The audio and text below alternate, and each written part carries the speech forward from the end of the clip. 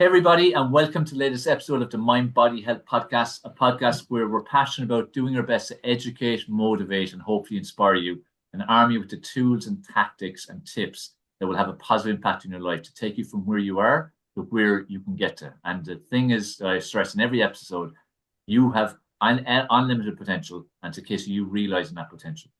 And as you've heard me often say, you hold a pen writing your life script and you want to project yourself forward, what do you want your life to have look like when you look back from the future? Do you want to have a big smile on your face, or do you want to be filled with regret? And you have that power. So remember, you have that power, and taking personal responsibility for all aspects of your life. And mind body health is such a key foundational area for it in terms of everything you want to achieve in life. Now, I'm delighted on this particular episode, we have a wonderful guest live from Switzerland, Meggi Rombach, and she is a selfless, heart-led individual who is doing everything she can to make a positive impact in the world. You work with big companies like Procter and Gamble, UNICEF, currently with the Red Cross.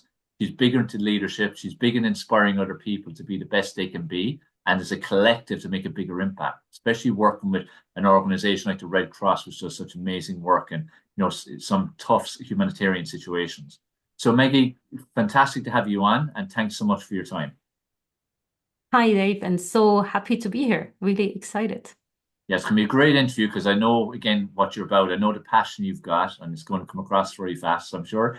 And like when I get guests on, it's always people I can feel a connection with. We have a great connection, and a few calls that we've had before doing this podcast, and people who are genuinely making a difference. People who want to. They're doing it because they feel they have a purpose. And this is the thing: every one of us, no matter who we are, what situation we're in, we have the power to make an impact on others. Even if it's just smiling at individuals as we pass them, to doing great work with huge organizations. So what I always like to do with guests initially is that we go right back as far as you want to go to, could be to childhood or wherever, so the listener can get a grasp on who Meggi Rombach is, what has got you to this point, and why you even at this point, and why do you do what you do, and some life lessons along the way. So take us back as far as you want, and let's hear about Meggi Rombach and learn about her. Excellent. So, wow, where to start? So, well, I'm a German small town girl, if you will. So I've grown up in quite a humble setting, if you will. I'm one of three. I'm the sandwich kid in the middle, so that comes with its own challenges. And one of my early passions that, sometimes I ask my mom when she realized that that was my big passion, and it has always been there, was horse riding. I mean, I've just always been a horse person, which also led me to quite a few early experiences that really shaped my life. So I very early also started teaching horse riding, even as a teenager, which now when I look back, I'm also thinking about like, really, you taught like adults when you were 15, but voila, that's what I But did. that tied into again the passion you had for it, I presume, right? That's Yeah, why you just had such a absolutely. passion. Yeah. You made it happen, I suppose. Like it Yeah, I wasn't was normal for a teenager to be teaching, but you just made it happen.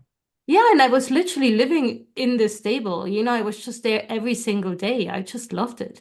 And then I also started competing at regional level. I wasn't necessarily I mean, my colleagues, other horse riders, they were really top-notch horse riders. They really went far. So I wasn't maybe that good, but I just liked competing a little bit as well, just for, the Olympic spirit, if you will, and for the experience. Yeah. So that was kind of my upbringing. And then at one point, I really got the travel bug. I just wanted to explore the world out there. So at first, I mean, today it's hard to imagine, but the first plane I took, I was maybe 17, it's like these days you start so early. Yeah. I went to one of the early trips was London, then we have extended family in the US, so we visited them. But then I really wanted to go out there on my own. So I went to learn Spanish in Spain. And that was my first little adventures. And then I started studying business in a program where I would study 2 years in Germany and 2 years in Spain. So I could really continue this whole exploration. And for me, it was never so much about the language itself. It was about a tool to be able to connect with people.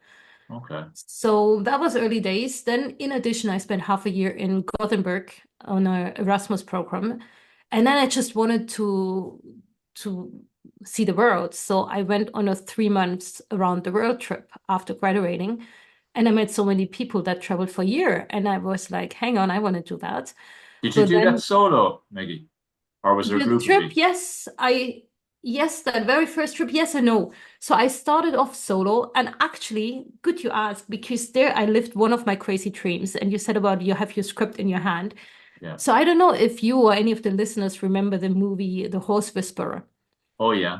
So I went on the ranch of the guy who was the inspiration for that movie. So I found his Amazing. name in the back of the movie, and I looked him up, and I was like, I want to connect with that mindset and person. That was long before horse-assisted coaching was a thing. Yeah. And so I just went on his range in California and volunteered for a few weeks there. And I actually saw him work there one day with the Mustang Life. Most of the time it was just a team there. And it was just, and Monty Roberts, if ever you wonder. It's just an absolutely amazing experience. So that bit I did on my own. What age were you then, Maggie? Out of interest. Say again? What age were you then when that happened? That was after graduating university, so I must have been like 24 maybe. Yeah, no, just the thing that's screaming out at me is again that, again, going against the norm and making things happen because you want them to happen. Take like that. You absolutely loved the horse riding. You went into teaching at 15, which was like against the norm, but clearly you were very convincing and persistent, I presume, to get that gig. And then like that, going off, deciding after you've done university before, I suppose life gets serious, go off on a round the world trip for 3 months, which you would have started solo, but obviously you met people along the way and things, but it was still a solo decision, which most people would never do things solo. They need other people. And that again is something that I'm very big on trying to encourage people to not do. Like, focusing again on if you have enough self-love and confidence in yourself, then you do things on your own. Don't only do things because of other people or when you're doing it. And then like that, you saw a movie, thought, I want to connect with this guy. I want to at least see this guy, meet this guy. And again, you made it happen. Again, And you know what? I want to bring him on my podcast, so stay brilliant. tuned. There you go. And you're going to make it happen. Again, Sure. visualize it happening, writing it down, make it happen. But like that, that's what I'm saying. You're only 24 and you'd already made things happen that most other people think, nah, that's not possible.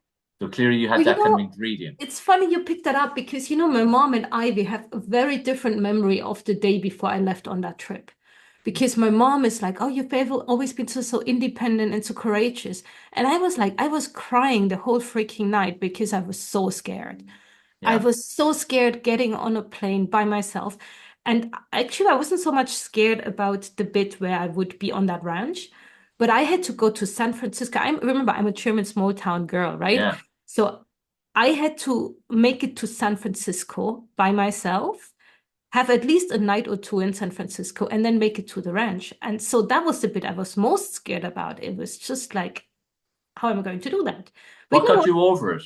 Like Yeah. that, you were scared, and it's understandable, especially small town. You're flying, you're having to organize accommodation, all that kind of stuff. You're trying to get this ranch thing to happen, which is a bit of a dream.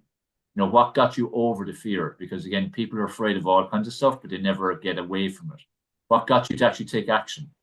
I think I was too much focused on my vision and the dream until very last minute. So literally the night before taking the flight. Yeah. And then it was just too late. It was Yeah. like, Okay, that's good. okay, so Yeah. tomorrow I just gotta do it, Yeah.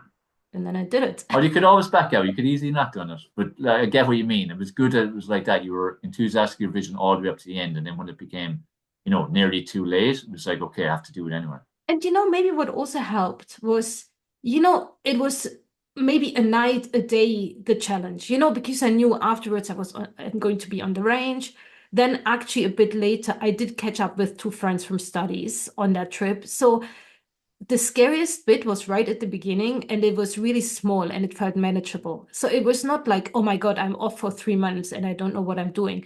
So I had a few plans already in place, and some of those plans included catching up with friends from back home.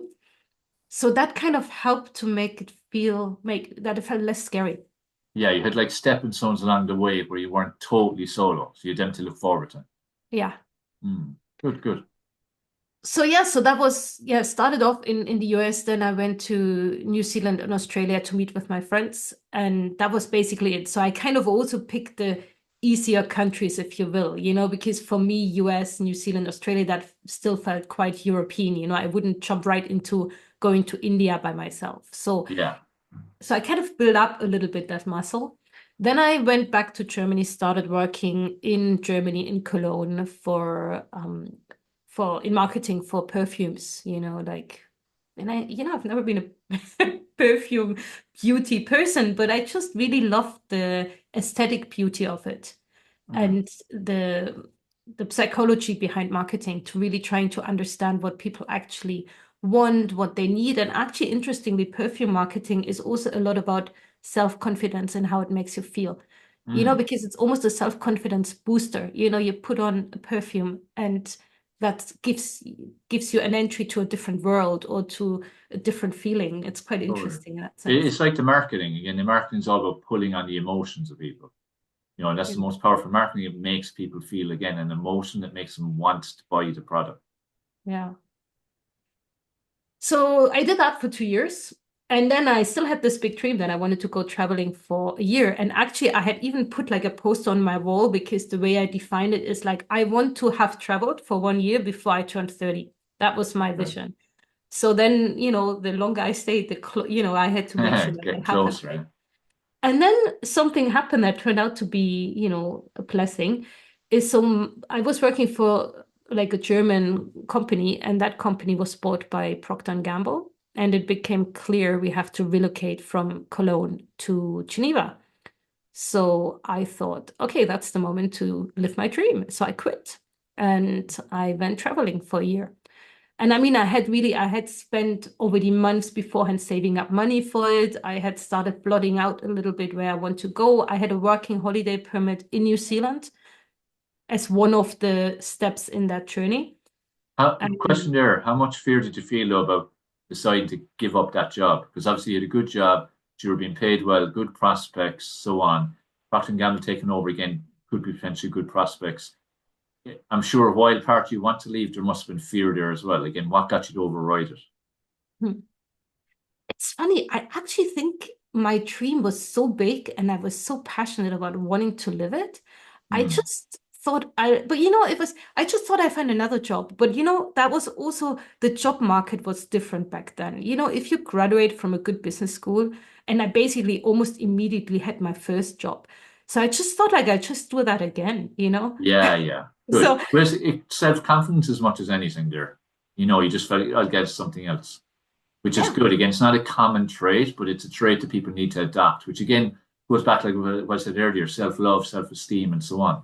That when you have those things, which everyone needs to work on a continuous basis, you genuinely will see decision making in a completely different light. You'll more so see the positive outcome versus, oh my God, what do I have to be afraid of? And maybe I shouldn't do this. You see the positive outcome, and also you'll go, look, what's the worst that can happen?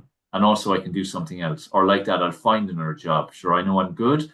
I have qualification. And again, depending on the job market at the time, sure, they're looking for people anyway. So it's a different Yeah. energy. You have a different energy around it. And sometimes I'm looking back at that me, and because then later I had phases where I completely lost my self-confidence. I actually had two burnouts in my life, Mm, where I just completely lost it. And I look back and think like, how could I have been that super overconfident young person? mm. And gladly I was. So Yeah, no, I can relate you to it because that would have been very similar. Like that single mind, I want to do something and just doing it. Like that, would it be travel or moving or working in certain countries or doing different things? But it's like that, you'll make it work. It's like that kind of self-confidence. I'll just make it, whatever I have to do, I'll make it work. But you've said a few times the word vision. It's that again, having a mm. vision and being clear on it and going for that and making it happen. And actually, one of the dreams I had at the time, now it comes back. Actually, I wanted to become a movie director. So Very that was cool.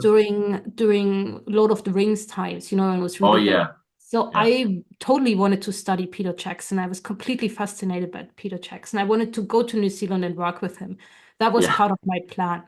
And that was kind of, maybe I go back to something marketing, but actually there's so many other things I could be doing. So I started off in Latin America, and actually in my first week, my um basically my small backpack was stolen with all of my books on movie directing, all the stuff I wanted to read during the year, with a lot of my money. And I was, of course, a total shock. But in a way, it really freed me up because I was traveling literally very light Mm, because all that shit was gone, right? yeah. And that was totally scary, but because that scary bit happened literally in like week one, afterwards I was much more cautious. Luckily, I wasn't threatened personally. It was just I didn't look and the backpack was It's gone. just taken, yeah, snatched. Yeah, it was on a bus. It was a scare, I guess. Anyway, but so in a way, probably that made me more alert for the rest of the trip. And then, funnily enough, because after that, I did go to New Zealand and work there for a few months, but as a horse track guide, actually. And I did see Peter Jackson in Australia, in Sydney. He gave a talk when he talked about the making of Lord of the Rings. So I didn't work with him, but I Yeah, saw my hero live, and I was that's just like, great. amazing. But like that again, it again goes back to how many times have you talked to vision and something has happened, either the actual vision has happened or an element of it. Like that Mm, again, you got close to him, you got to speak to him, hear from him, and so on, and learn something. Again, how many people don't even get that close? It's the yeah, vast majority. So again, it's about setting goals and visions and dreams and wanting that, but also they won't always come fully true, but you'll get close to it, or you'll hit it, or you might even do bigger. But the thing yeah. is the journey. Take the steps to at least have the journey. Yeah, and to be open to let happen what happens, which, Yeah. as you say, might be different. And I mean, I could just talk hours just about that trip. But maybe two things that was really important things for me that I got out of that year. So one was, I could basically reinvent myself every 3 weeks because you don't travel for a year. You travel kind of in chunks of 3 weeks because then you change country, you meet new people. So basically, I could just reinvent how I connect with people, every 3 weeks. That was just Mm. totally cool because I could really explore a little bit like, Different different cultures and aspects. Yeah. personalities and everything. Yeah, adapting to them. Which I didn't do consciously at the time, but more retrospectively, I realized like, that was just happening. And then Yeah. the other thing that happened, which really defined the next step in my career, was while I was guiding those horse tracks, which was really chilled, it was like in the countryside in New Zealand, it was mostly walking, chatting to tourists, and then you would go fast, like small bits.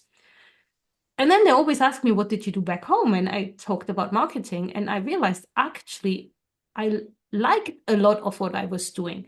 There was just certain aspects of what I was doing that I didn't like. But it was also my first job, so it was also the overwhelm of the first job. So essentially, I basically signed a contract halfway into my journey to come to Geneva with Procter and Gamble and go back to marketing, which was just totally amazing because that meant I could literally spend all my money because I knew in 6 months' time I have a job Mm.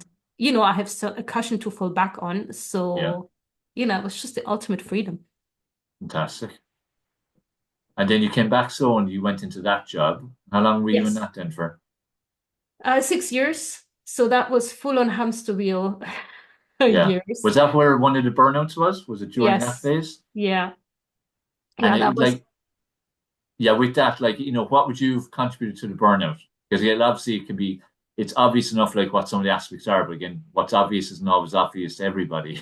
So like yeah. what kind of lifestyle and so on that you can see now looking back on that wasn't serving you and that, now you know better about. So, interesting. So I think it wasn't, I mean, lifestyle was part of it, but that was not it. So maybe in terms of lifestyle, what made it hard for me. So I had a really good balance. It was just on an incredible high level. So, Mm, it was like work hard, party hard, and go running in between kind of thing. So it was just on all the time. And mm, that's not sustainable. So I think that's probably on the lifestyle bit, but I actually think I could have sustained that for longer. I think what really got me was a toxic work environment and particularly a toxic relation with my direct manager. And okay. that just completely killed my self-confidence. And he's a nice guy. It was just a mismatch of personalities. I felt like he couldn't see all the great stuff I deliver. I started doubting myself. Even so, I was having really strong results.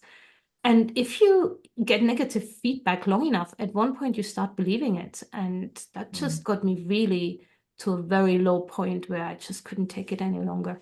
mm. Yeah, that's where again your environment is so important and the people around you are so important. And even while you were in a great position and in something you were actually, from the facts of it, just enjoying it. It was good for you. It suited you. It fitted you. The wrong person being your direct contact end up like that, taking you down in terms of self-esteem, confidence, and so on, and taking you into a dark place. And like that, you could have had a great lifestyle. You might have done everything right. But when we have stress, and even more so emotional stress, it's something nearly it's impossible to combat. It's going to take you down. It's so powerful. Like I've seen myself when I had, again, some dark times in life, it was always the stress that got me more than anything. Because my lifestyle was typically decent, but the stress was so much, it just took me down completely. And it's why people need to become more and more aware of stress management and what they can do to improve their stress management. And like that, if you're in a situation where it's not good, it's toxic for you, you need to change. Put yourself first. Look for the change. Of course, there's fear of change and fear of what you might go into, but it's going to be better than what you're in. Because there's nothing worse than the toxic element for all aspects of your life. Because even for you, taking that home can't have but impacted whoever was there. So it impacts every area of your life. And did you end up enduring that for long, or how long did you stay in and go, or what happened then? So a few things happened. One thing which connects what you just said, which was actually really funny. So a colleague of mine told me, it's like, this is like one of these situations where either you love it, you change it, or you leave it. I was like, that's a great approach. Where did you Yeah. get that from? And she's like, you told me like 5 years ago. Yeah, you'd said it. That's brilliant. And I had forgotten myself. No, so what I did, I mean, actually, and also only now, I also realize the dynamic I had with my direct manager is actually coming from a situation, or I think it's coming from a situation in my youth where I felt like I was not treated fairly in a situation. And then I started pleasing people to just show how great I am. So Yeah. I think there's also this element of my own self-confidence that was lacking that allowed my boss to have that impact on me. Yeah. And at that time, I couldn't see that. But now I can see that if I had just not really given a damn what he thinks of me, Yeah. I wouldn't have gotten there. I would have just said like, okay, that's your opinion. That's my opinion. Yeah, you do your job and be good at it. But Yeah, it's like if you were transported now back then, you would have probably had that attitude. yeah. That's the difference. That's the importance of growth in life, especially learning from situations like that. That in the future, you should be able to go back to a tough situation, deal with it completely differently. Yeah, absolutely. No, so what I did at that time, first of all, it took me a while to just really acknowledge I couldn't take it anymore, to say like, no, this is too much. And then I took a leave. I wasn't on leave for long. I was maybe on leave for, I don't know, maybe a month. And during that month, I did two things. One, I went on a holiday with a friend. That was just nice. But then I also felt like I need to connect with somebody who knew me before this professional chapter. And I think at the time I posted something on Facebook related to that. And then a good old friend of mine who at that point, and he's still living there, was living in Canada. He was like, what's up? What happened? We started chatting and it's like, come over. So I basically jumped on a plane, went over to Canada, just hanging out there for 2 weeks and just connecting with a good old friend that knew me, like the me from before all of this. Mm. And I kind of needed that because I needed to reconnect with that person. And that was really helpful. And then I had already planned to go on a sabbatical program that Procter and Gamble was offering. So once I was back, I went on a 3-month sabbatical to Cameroon with UNICEF, which was really the first step to then take the turn of my journey altogether. So Yeah, it's quite a after big that, turn. say again? It's quite a big turn. Yeah. But it was Yeah. also something I wanted to do for a long time. But I just, after having graduated in business administration, I was like, I'm not going to go back to university for 4 years to study humanitarian work or development work. So I was like, maybe at a later point, I can make the shift. Yeah. So that was the first opportunity. So I spent 3 months in Cameroon with UNICEF. I came back. It was clear I need this change. So I quit P&G. And I did a MBA program for a year, which was a quite specific MBA because it focused on international organizations management. So it was a niche program that was kind of tailored either for people like me that wanted to change from the private sector into humanitarian or development work, or for people from that sector that wanted to beef up their management skills. And that was just one of the most incredible years of my life. It was highly inspiring people, small group. We studied together in Geneva. And then I volunteered as part of a mandatory internship with UNICEF in Geneva. And only after that, I got my paid job in the Red Cross. And you know what? I remind people now also that was a massive shift. Many people ask me, like, oh my God, how did you make this shift? But it took me 2 years. And I invested in an MBA in the middle. So it's possible, but it wasn't easy. Yeah. It You have took to make a two lot of years. sacrifices, I'm sure, yeah? Yeah. That's what it boils down to, yeah. So this is where, again, if you want something, you have to just make it happen and make it happen at all costs. Whatever it is you have to do, make whatever sacrifices if you want it enough. And same with every form of success, and we all have different perception of what that means. But if you want something or want better, you have to make sacrifices. Otherwise, it can't happen. It's impossible. Yeah. And as you said before, I didn't get where I wanted to go exactly. Because I wanted to work in education for UNICEF, but I just had zero qualifications to do that. And or I wanted to work for a small Geneva-based organization that linked to the World Economic Forum. It's a foundation around social entrepreneurship. And neither of the jobs I couldn't get them because I wasn't qualified enough. Mm. So in a way, I then entered the Red Cross in fundraising, which was the closest to marketing. And I've never been a fundraiser. Yeah, I spent 4 or 5 years in the fundraising team, but I worked on relationship and partnerships with corporates, which is a bit of a different dynamic than purely marketing and fundraising. But that was the way I could get in because still I had to be able to come with skills that can be valued only because I wanted to work for the organization doesn't need that they need my skills. So yeah. I needed to find a job where my dreams and their needs meet. Mm.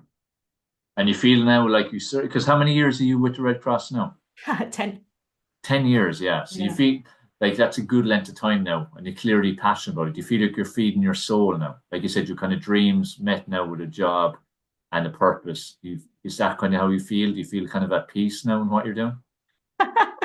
I feel like the next change is just around the corner, and actually, Yeah, it's already happening because I literally this week stepped down as head of partnerships, which was the space I've been working on for the last 10 years. yeah, And I now have it's a temporary assignment around career paths. So I'm already kind of taking a first step into a direction more around really working with people and their careers. very good. So we'll see where that'll take me. And actually, I Yeah, don't know yet. This is but just a small step one. exactly. But it's all, it's all growth. It's saying like again, if you look at all the different phases of your life through what you've shared there, it's constant growth, constant challenge. And all again boils down to, what did you want out of life, whatever vision you had at the time, do whatever it takes to make it happen. And that's like a key message for people. Again, like you hold the pen again and go back to, you hold the cards, you decide what you do. You have to look at being willing to do whatever it takes. Again, it goes back to taking personal responsibility. Like, what does he want? Take the bull by the horns and just go for it and make it happen. And even if you don't get exactly to the point, you're going to get somewhere along the way. So you're going to be better than where you are. This is why the whole thing of like when people perceive risk in change, like the risk isn't staying where you are because you wouldn't be desiring to take the risk or looking at those kind of possibilities unless you were unfulfilled where you are. So staying where you are is the actual risk, not the thing of taking the step. And this is where people need to kind of reframe the way that they think and the way they look at things, and even the way they look at fear. Like even fear in many ways is excitement. It's like even if you're going to present or pick up an award, right? And there's an element of fear and nerves, and it's seen as negative. But I always say to people, it's not. It's actually positive. You're excited. It's just reframing it as fear and nervousness when like it's a good sign and Yeah. shows you care. It's like nerves. Nerves to show you care. If you weren't nervous before a presentation or giving a lecture or whatever it might be, that shows you don't care if you don't have any nerves. You just care and you're a part who's excited. I heard that too, that actually excitement and fear is the same physical reaction. Yeah. And the other thing is also about normalizing. When I felt like along the way, I always amazing people that gave me advice or pointed me to books. I felt like there's there was always growth coming also through people in my life. Mm. And only recently, when actually it's my neighbor, she's amazing. She recommended me a book, which is actually a really old book. It's called Feel the Fear and Do It Anyway. Oh yeah. It's it's really amazing because it basically just normalizing the whole fact that fear is just part of life. So an absence of fear is just not even realistic. So Yeah. the art is actually to, first of all, realize that, Mm. and then to feel the fear and anyway take courageous actions and try things and trust it'll take you somewhere. Yeah. Because like even fear, like there's two different things it stands for usually. I can't remember the second, but one is false evidence appearing real. That's one way. And the other thing again is, let's say it's like a line and you're fearful of crossing the line. But if you cross the line and it happens to be the wrong path, you can always go back. This thing, that's why there's actually nothing to be fearful of. You can always go back, or you can go on another tangent, or you might not be the exact right path, but if you go a slight tangent, you get back on that path again. Like I said, if you're going, let's say, on a journey to a city and there's a roadblock or a car crash, you can't go the route you were originally going to go, but you'll still get to the destination by just going another way around that. So it's just a case of just keep taking the steps. The same as like climbing the stairs. Take the steps and you get to the top eventually. Make Yeah. it inevitable. And also, often what we fear is not actually as bad when it happens, and to go Mm. back to the horse riding analogy, what you say in horse riding, if you, first of all, people are afraid of falling down. And most Mm. cases, when you fall, I mean, yes, sometimes serious accidents happen, but in most cases, actually, it's not a big deal. And then the next thing you have to do immediately is you have to get back on. Yeah, yeah. Same as riding a bike. It's like get back on it again. Tackle the fear. It's really important to do that. Yeah. Yeah. One thing I'm aware of with yourself, like you're big into running and do marathons and things like that. When did that start? Like, have you always been someone like obviously you were doing horse riding like as a Hmm. kid and teenager and at various times. Have you always been someone who's been active? Has exercise always formed part of your life? Have you always been aware of how important it is for body and mind? Like Hmm. where does marathons running or other activities play a role in your life up to this point? So, So I think it was a whole mix of things that got me into running. So it wasn't necessarily passion, so it wasn't like, oh yeah, I want to run for hours and hours. So that was more like skiing, hiking, horse riding, that's my passion. Running wasn't necessarily that.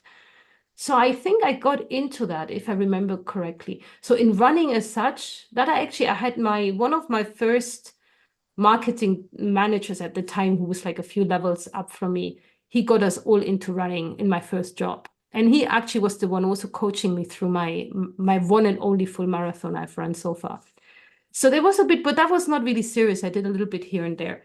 I think the signing up for a half marathon was partially driven by me listening too much to what somebody said, because one of my friends made a comment that probably he didn't even think much about it. He just made a comment like, you're not the sporty type or something. And Mm. I was like, what the hell is that supposed to mean? So I think it really triggered a bit of a rebellious me. Yeah, And that got me motivated to just prove the point that I can be as sporty as I want to be. So that was maybe one of the initial triggers. There was also the element of, the more I keep that as a routine, it's also for, to keep healthy. And the marathon or the semi-marathon was more the ambitious goal I needed to then go running regularly.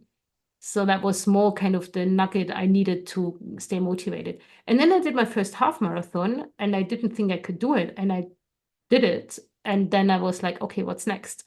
And, mm.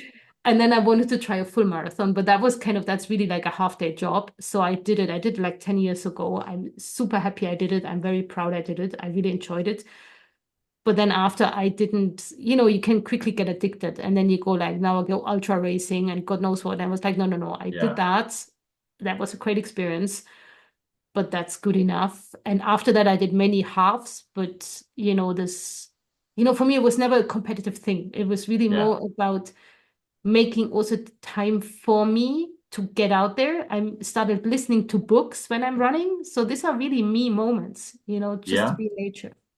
Great. No, and that's an important point to go into, that again, you use it for time for you. It wasn't necessarily again a passion for running, wasn't even a love for it. You know, he was again, you saw this something as a challenge, first of all, when you felt challenged by the guy's comments.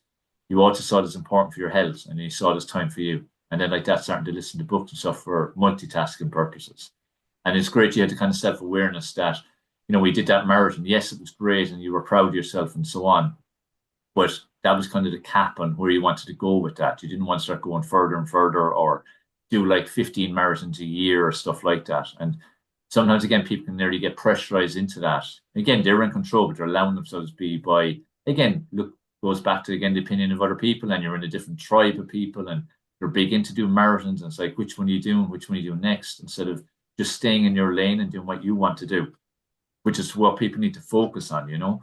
And in terms of like that, like your awareness of important to doing something for you, like the running, you were listening to audiobooks and stuff to feed your mind and educate yourself.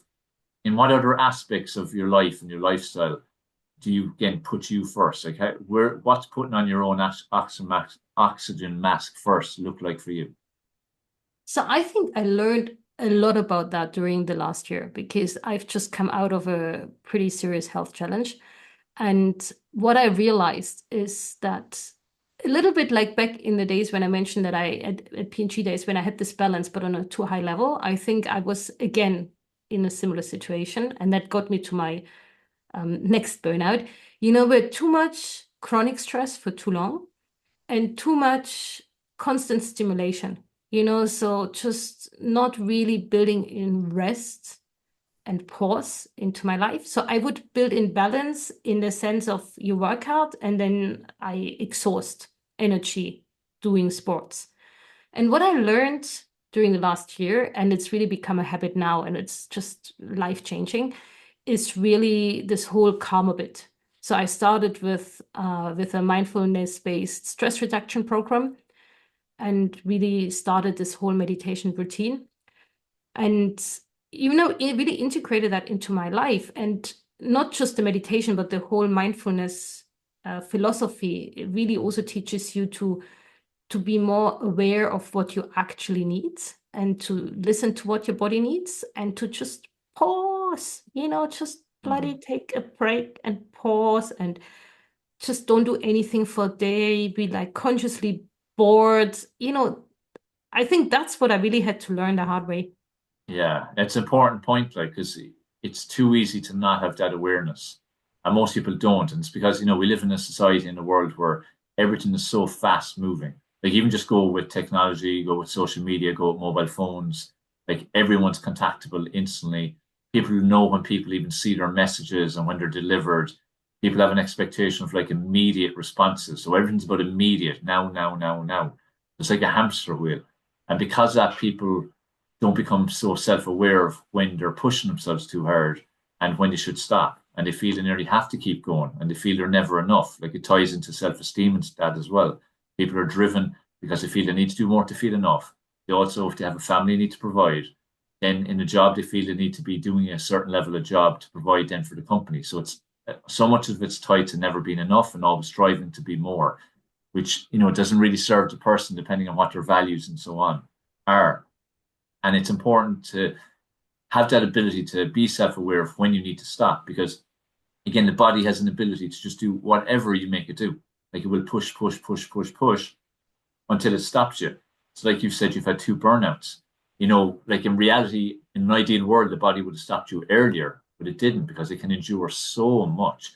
And it's when your body does stop you, like, you have to take a serious notice of it. You know, like, you've had two, and I'm sure you probably won't have another one. Like, Hope I would, so. yeah, like I would have had two situations like that where, again, it was like pushed too far in every kind of aspect, where it be physically or work wise, sleep, everything, and got stopped, and very serious like that health implications. And it's a case of learning from that and then not Yeah. allowing to happen and then learning to pause. And it's like even you saying there with the pause thing, like, it's important for everyone in their week to incorporate like a pause day, at least one day, where there's nothing you have to do, there's no rules. You just go with your own flow. You may do some work stuff, you may not. You may train, you may not. You may eat well, you may not. Like, whatever it is, just have a chill day. Let your brain breathe. Even just that alone, let your brain breathe, let your thoughts flow, and ideally get out in nature even and like re-energize yourself, you know, recharge yourself. Because otherwise you're going to burn out just it depends at what speed. And so here's an interesting thing my mindfulness instructor told me. So I haven't looked it up, so I'm not claiming it's 100% true facts, but I found it really fascinating. So he said when the whole personal computers emerged, in whenever it was like 80s, 90s, that was really Yeah, like around then, everybody yeah. had one. That's also where the whole kind of running and, this kind of physical fitness trend emerged. Yeah. Because kind of like you suddenly sit in front of the computer all the time, so you have to counterbalance that. And he said now what is more and more emerging and becoming more and more mainstream is mindfulness because of the clutter in your head because of the smartphones. Because now we're just on those phones the whole time and it drives us crazy. And similar to this trend back in the 80s, now the trend is to get yourself, like your brain sorted out and cleansed, if you will, Mm. because it's too much. And I mean, as I said, I haven't looked it up, but it totally makes Yeah. sense to me. Totally So makes sense. And it's something that definitely last few years is growing. There's more people who are aware of it. There's more people who are taking action on it, whether it be things like yoga or meditation or various different forms of mindfulness. And hopefully it's going to continue because it is so needed. Again, like it ties into mental health as much as anything. But letting your brain breathe, let your thoughts free, and tune into where you are in life, even just like reflecting on where you are and are you on the right path. Because the sad thing is, a lot of people are actually on the wrong path for whether it be their values or their goals or their dreams or ambitions, but they don't even realize because they're not taking the time to stop. You need to press stop. So it's great that you have that awareness now and that you do that, and increasingly so by the sounds of it. What's your kind of like tell the So, listeners like Dave, what's your just give typical me one one? second Yeah, before you ask me the question. So, this is yeah, a sign from the universe yeah. because Go my on. computer is running out of battery. So, Is it plug that so I'm in? just No, switching on the power, but I hope that won't impact. Let no, me you're try. grand. You're fine. Don't worry. Technology, All it's good? talking to you. Yeah, perfect. Just Excellent. about So, I saved guess, it. see, that was a sign from the universe talking Ex- about running out of batteries. eh, So, exactly. It's like an analogy. That's what we just got, a live analogy. That's the right word for it. But what I was excellent. going So, to, you were about to ask another question. yeah, I was just going to ask you, like, people, as I said, and you've said as well, are becoming a bit more aware of mindfulness and so on, but that doesn't necessarily mean they know what to do. So, like, I've often shared things that I do. So, share people, like, what's your kind of mindfulness practices that you typically have on a daily, weekly basis? Yeah. So I had actually this realization probably around last year, July. At that point, I had read, I don't know how many books about mindfulness and meditation, all sorts of stuff. So I was completely convinced how good it is for your health. And then I realized this is amazing. I'm completely convinced I'm still not doing it all the time, you know? Yeah, And like many people, yeah. yeah. And then, I mean, and then basically I put myself a target. I said, like, okay, I'll meditate 10 minutes a day 5 days a week, and I find the time, and that was it. And then I mean, it was just before holidays, so during holidays it was a bit difficult. And then in October, I did the mindfulness-based stress reduction program where you even asked to do 20 minutes per day, at least during the 8 weeks of the course. Mm. And since then, I just kept it going. Maybe not 20 minutes, but I mean, I'd say almost every day I get in 10 minutes. And if it's not 10 minutes, then it's 5 minutes, And within Perfect. mindfulness, there's also a really good exercise. It's called STOP. And I always confuse what STOP stands for. It's literally kind of like stop, breathe, observe. Basically, just take literally a moment out of your day to just connect with your body and to connect with yourself, to kind of just take a conscious break, even if it's just a minute break. Yeah. And that has really become a habit. I sleep much better now. It's amazing. I had sleeping problems. It's just, I don't know how it works, but it works. So See, yeah, it's calming that's you my down. When do you do the meditation? Is it at a set time every day, or can it vary, or is it before sleep, or when do you typically do it? yeah, no, I don't. I try to, I mean, now I put into my work schedule 11 o'clock. I put like a 15 minutes break throughout the calendar, but then Yeah, I'm not always sticking to that. But yeah, it's kind of, that's at least the ambition to aim for that. And then yeah. usually I try when I realized around lunchtime helps me most because I'm sure you're the expert in this, so I'm sure you know that. But I got really curious also about napping and caffeine and how bad caffeine is. And the whole fact that caffeine actually blocks the receptors to Mm, help you generate sleep. yeah. So that's where I got in. I just love coffee anyway. But what I did is I made sure I take the nap or like the meditation. I mean, it's not a nap, but still it really the Yeah, yeah. It's recharging like moment. semi-conscious. Yeah, yeah. Yeah, before having a coffee, so that I give my body a chance to recover. And Right. now I moved also to actually not having coffee, like decaffeinated coffee. Yeah, Uh, so that's where I realized that's a moment that helps me a lot. yeah. So in this midday moment where my energy would go down. Self-awareness again comes back to, Yeah. which is great because everyone's different. And one of the most important things you said was there a minute or two ago, in terms of when you talk about your meditation, your practice, and what you typically were doing, what you'd like to do. And like typically it's a 20-minute every day. Some days it's 10, but also some days it's 5. This is one of the most important messages people need to grasp that it's about ticking the box. It's about making things non-negotiable. It's about putting you first, but not having the pressure on yourself that you have to do a certain level. Like 20 minutes might be ideal, but some days, whether it be time, whether it be the way you've organized yourself, whether it be just the way your head is at, maybe just haven't got the brain space to do 20 minutes or the concentration, but do it. Even just do 5 minutes because that's what matters. And it's the same with exercise. It's the same with nutrition, it's the same with work stuff. Like let's say you're even in a very bad mindset, mood, energy type day, and you're not productive at all. You brain fog completely. If you even just do one thing that day that's progressive, it might take you 5 minutes. That's positive. The main thing is every day to move forward in any aspect or all aspects of your life. That's a Yeah, really and key as you thing. It's say, great to hear you do that. yeah, and as you say, to have a set it as an intention, make it a non-negotiable, and then really be creative about it. So when I did this 8-week program and we had to meditate 20 minutes a day, I was like, oh my God, how am I going to fit that in? Because there's so many other things I need to get into the day, right? So one thing I did once a week, I would listen to the audio meditation while running. So yes, maybe it was not this exactly same efficient than if you really kind of completely Mm, calm down, but mentally you still disconnect. So yeah, it still does some completely. benefit. Yeah, Or like just now we were on a family holidays during the February break, and we were in a like a aqualand, like a big pool, yeah. like family pool with like noise and everything everywhere. And I got myself 10 minutes in the sauna, and I was like, I got 10 minutes. So, to really also be creative about, or like in the public transport, you go to work, what are the moments where you're anyway stuck in one way or another, and just use them to just use 5 minutes to not look at your phone and to calm down your mind. Totally, yeah. I always say people, it's like with driving because most people drive now, especially for work, and sometimes it can be substantial time. You use that time to either one, listen to stuff that feeds your mind positivity or good education, so podcasts, audiobooks, or use the time for complete silence, let your brain breathe, let yourself recharge, let your thoughts flow, tune into yourself. How are you actually feeling? Like the self-awareness we said and make use of that time because you're doing it anyway. You're going to get caught in traffic anyway. Just go through that, but make use of the time. So it's about identifying the times when you can do that. But it comes back again to self-awareness. And also again comes back to choices. Like we all have the choices of what we do. Someone else could listen to news all the time in the car for half hour there, half hour back. That's not going to help them very much. So it's a case instead like how do you feed your mind or how do you feed again your soul much better? Making Yeah, the and right I also choices. think it has to do like, there's so many smokers still out there, and if you want Yeah. to smoke, you find the time to go out and smoke your cigarette. Yeah.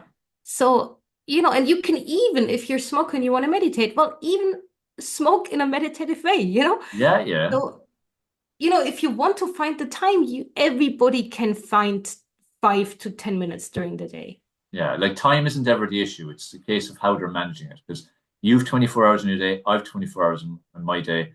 8 billion people on the planet have 24 hours in their day. But each of us, if someone's to look at our life or look at our 24 hours, that's illustrating how we're using that time. And not often are we using it for what we actually want or need to prioritize. And it's like that smoke, someone has no time. I just said, while you're smoking, meditate. It's like someone says, I can't exercise. Well, one of the programs you're watching on TV out of 3 or 4 hours you might be watching a night, why don't you just do some exercise in front of it?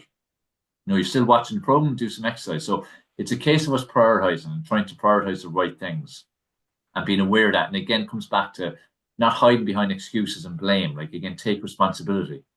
Do the things that serve you.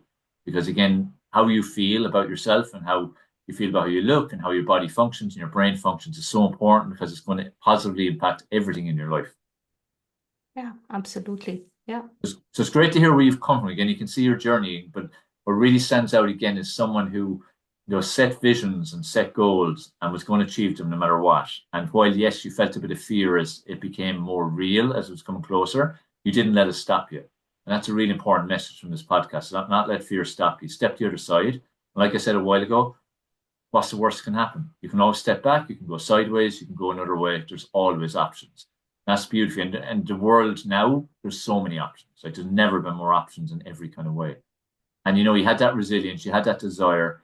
You've had different types of phases of your life that have taught you things. Even when you had that toxic relationship, making the decision to again leave that and then develop yourself. Going to Canada was obviously really important for you to build yourself back up again and get that positive reinforcement from your friend of who you were while you were also finding yourself again. But that was definitely a really key part because you could have just stayed there. A lot of people would have just stayed there and they just go into a darker and darker place. Like how many people go into work every day and hate it and they're living for Friday? So it's not like it's easy to make those decisions. So, you've shown a desire definitely to live your best life, probably more increasingly consciously as the years have gone on recently, but before it was like more a subconscious thing, just kind of part of you and you happen to be doing it. And it's great to hear that more and more, especially after 2 burnouts, that you're prioritizing you more and you're prioritizing mindfulness more and you're prioritizing letting your brain breathe more. And again, comes back to evolving to better version of yourself. So you're clearly evolving and you're increasingly committed to it, I imagine. Yeah. Indeed, yeah. And I'm a people pleaser, right? So, I people pleaser, it's almost a bit negative connotation, but I just really care about people, right? And people that care about people, we tend to quickly forget about ourselves. So Yeah. as you said before, it's this whole idea of the oxygen mask. Once you learn, actually by looking after myself, I can look much better after others. Yeah. That's a really important realization because that helped me feel okay with looking after myself because Yeah. that just means I can be even more effective helping others. Exactly. And such an important point. And like thing is every time everyone flies, that message has been told to us. But again, we're not really paying attention, unfortunately. And we're not paying attention anyway, but we're not paying attention to the relation we can make with that message to our own lives. But it's so important because again, like you said, the people who care most are often the ones who don't take care of themselves. And the thing is, the more you take care of yourselves, the better you can take care of everyone else. So it's just a reframing. It's a different mindset. So Meggie, you've had an amazing journey. It's been great to hear it. Great to be taken along. It's like we were living it there and then, which is great to get a little insight into your life and the different phases and different stories. You shared some great nuggets along the way of again, resilience and belief and powerful nature of visualization and not giving up and how to face adversity and being okay with not being okay sometimes, and then the importance of mindfulness and so on. Any last kind of thoughts you'd want to share or advice to people about living their best life and the importance again of taking control of health and well-being and so on? Hmm. Maybe two small last thoughts. I mean, first is just again normalizing and accepting that life is a bumpy road. There's just no straight path, and that's actually okay. And often the darkest moments lead to the biggest growth. So to just really keep that trust that eventually things will turn out all right. So that's maybe one. That's maybe the biggest one. Yeah. It's an important one. Yeah, Mm. that's really important again. And it's like in times of adversity, it's a time of growth. Like when we're in the darkness, it's hard to kind of see anything but darkness. But it's on reflection, you get to see what that helps you to become. Once you again grab and embrace the growth opportunity, because there's always a growth opportunity. So it's really important message because again, that's life. Like you said, it's not a straight line. It's going to be bumpy. So Yeah. accept that reality and embrace the fact it's going to be bumpy. Yeah. And there's actually one more. Now it's coming back. I lost it. Yeah.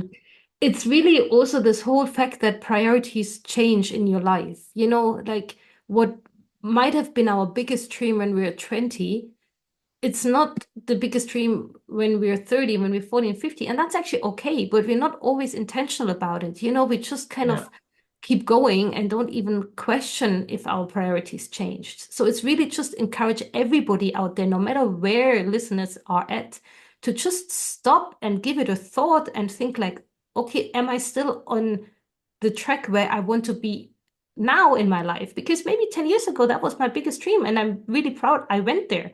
But maybe now I want to go somewhere else, and that's okay. Yeah, that's a hugely important point.